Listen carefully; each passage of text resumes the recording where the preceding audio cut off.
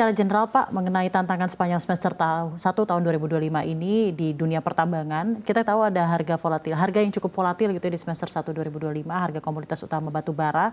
Sejauh apa volatilitas harga dari batu bara ini berdampak pada kinerja dari Dewa di semester 1? Ya, tentu kalau kita lihat pengaruh harga pasti ada di klien kita, pasti ya.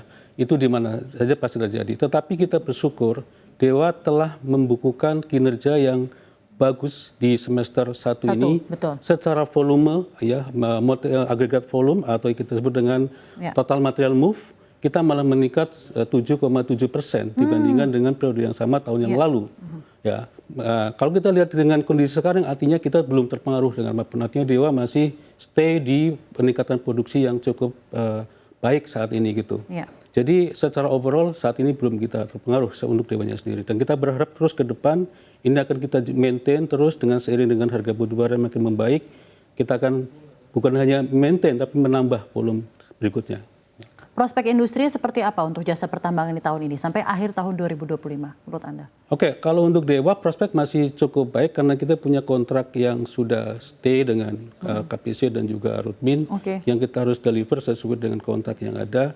Tentu kita harus mensikapi dengan kondisi eksternal ini dengan bijak karena memang apapun kita harus sesuaikan bagaimana sebagai kontraktor harus bisa memberikan sesuatu servis yang baik dengan cara apa menciptakan kita sebut dengan competitiveness dari sisi biaya maupun dari sisi pekerjaan, juga pengiriman pekerjaan kepada si klien sendiri. Jadi ini kembali ke kita. Kalau kita ingin memberikan yang terbaik, maka lakukan terbaik supaya kita punya cost competitiveness yang lebih baik. Tapi tantangan utama Pak dari segi operasional semester 1 2025 ini apa Pak?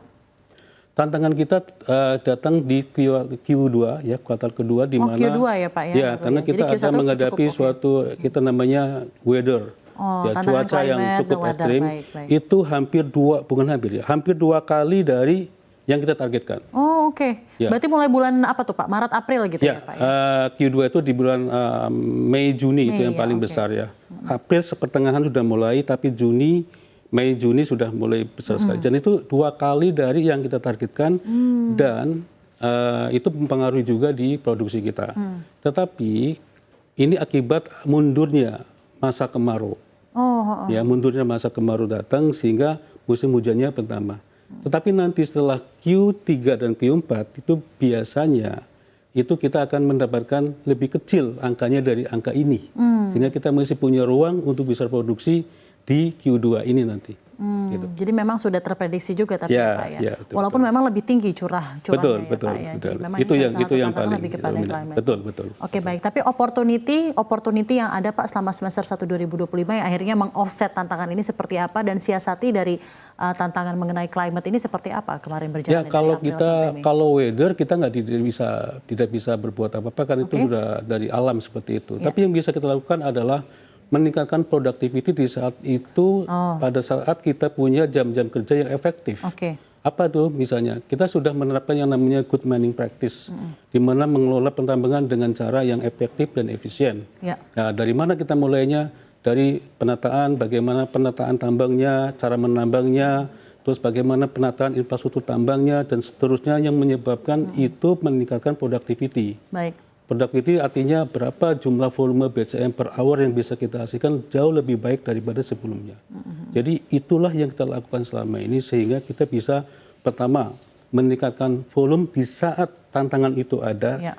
Yang kedua bisa mengefisienkan biaya di saat tadi musim itu ada, kan itu pengaruhnya ada. Misalnya dengan weather yang cukup tinggi, artinya curah hujan tinggi, berarti volume air makin membesar, aktivitas pemompaan kita makin besar, sehingga kita harus bisa mengefisienkan biaya-biaya terkait dengan pemumpaan, pengambilan aktivitas yang tidak perlu gitu kan, karena pengaruh dari hujan tadi. Jadi itulah yang kita lakukan. Oke, baik. Mungkin terakhir Pak, sebelum kita nanti akan lanjut di segmen berikutnya, rencana perusahaan di tahun ini untuk capex seperti membeli alat berat baru dan juga pengembangan bisnis development internal lainnya seperti apa, Pak Herman? Ya, kita capex tahun ini sudah cukup jelas disampaikan juga kepada publik. Satu, kita sudah berhasil tadi membawa tambahan kapasitas 35 juta BCM di tahap awal untuk batch pertama. Batch kedua kita akan bertambah lagi dan itu akan datang dan itu akan menambah kapasitas kita yang tadinya 20 juta BCM menjadi 90 juta BCM di September, Oktober, November ini. Oke. Nah, dengan kapasitas yang kita tambahkan ini, dampaknya apa gitu kan? Dampaknya adalah peningkatan margin yang cukup signifikan, dan bahkan signifikan. Dan produktivitas tentunya. Dan produktivitas. Kenapa? Karena kalau kita bandingkan margin yang diperoleh ketika kita mensubkonkan pekerjaan kepada pihak lain, itu kecil. Anggaplah X number atau X persen.